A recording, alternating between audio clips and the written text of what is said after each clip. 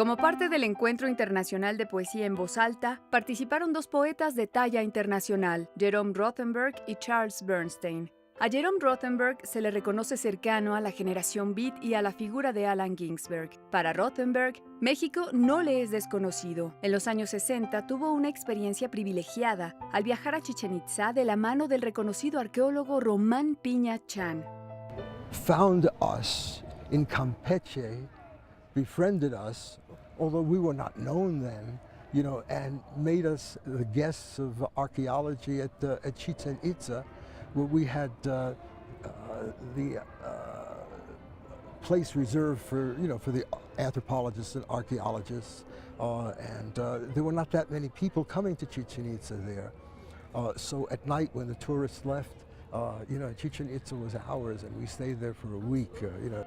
Para Jerome Rothenberg, la poesía sigue siendo un elemento transformador. We were able to travel, and to make connections on an international basis, with many other poets.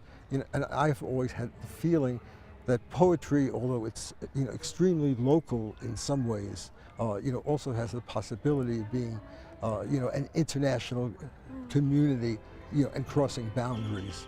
And therefore, I'm interested in things like translation, and the interchange that comes from going places, and not only presenting the poetry in books, but reading it in voz alta, for poets and for the community.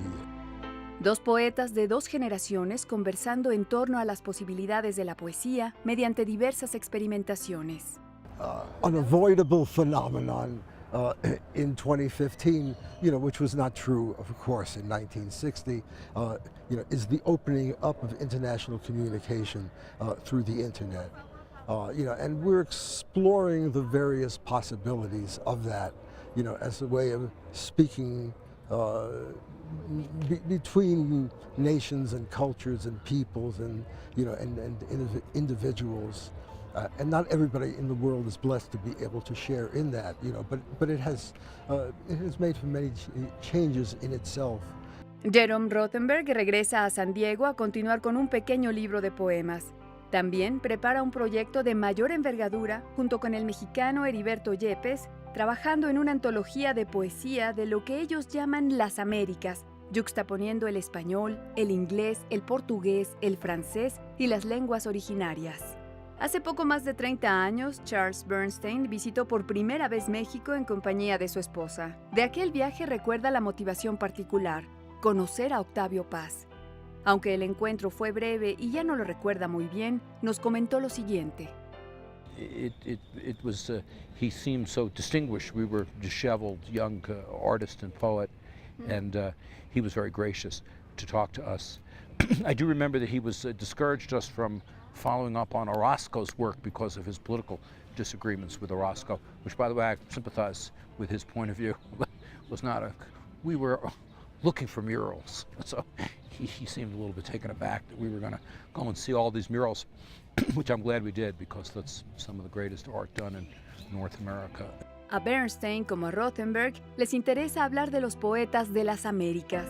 Still, the parallel developments of the time in the 19th century or 20th century create a commonality, or anyway an affinity between the poetry. So this is what I call the poetics of the Americas, and I'm interested in this issue of affinity of poets, New World poets, coming to a place already inhabited by multiple languages and speaking one of the four major colonial languages, French, Portuguese, Spanish, or English.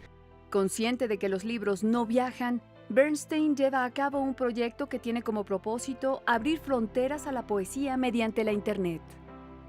Noticias 22, Alejandra Flores.